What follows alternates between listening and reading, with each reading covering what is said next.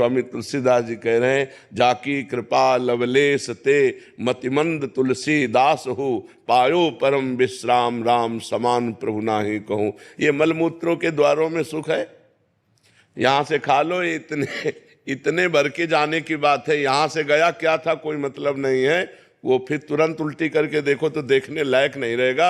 अगर 6 घंटे पेट में रुक गया तो दुर्गंधयुक्त मल बन जाएगा। तो हमको उतना ही खाना है जितने से पेट पल जाए, और सात्विक भोजन करने। जबान के स्वाद के लिए खाओगे फंस जाओगे।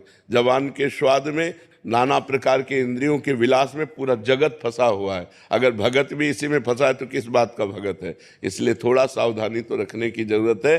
ठाकुर जी को उत्तम उत्तम भोग लगाओ, अच्छे अच्छे पदार्थ बांट दो, रूखा सूखा खा के शरीर से खूब भजन करो, मेहनत करो, धर्म पूर्वक कमाओ, परिवार का पोषण करो, भगवान को प्राप्त हो जाओ। अब बुरे आचरणों में जाओगे, जिसकी रसेंद्री बस में नहीं है उसकी कोई इंद्री बस में नहीं हो सकती। 9 इंद्रियां उसके बस में हो जाएंगी, एक इंद्री को बस में कर ले, केवल रसेंद्री को। बहुत दुष्ट है, खाते खाते जीवन, अरे इतना खाने लगते हैं कि मुर्गा मुर्गी बकरा गाय भैंसा सब खाने लगते हैं। नहीं, जबाने का तो स्वाद है, कितना गिरते चले गए कि राक्षस हो गए। बोलो, गाय मुर्गा कुछ भी, कितना लोग भ्रष्ट होते चले जा रहे हैं जबान के कारण। कुछ भी खा रहे हैं, कुछ भी चाट रहे हैं, कुछ भी, मतलब कुछ भी।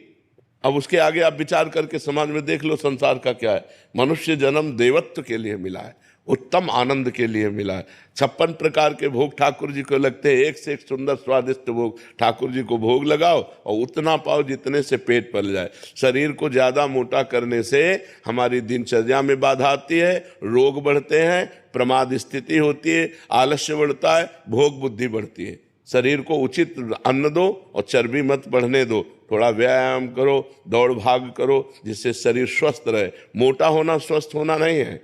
स्वस्थ होने का मतलब यथा योग्य वजन होना, यथा योग्य पेट होना, यथा योग्य आहार विहार होना, तो आपका उठना बैठना सब ठीक रहेगा। एक एक क्रिया करने में परेशान, वो कोई स्वस्थता है?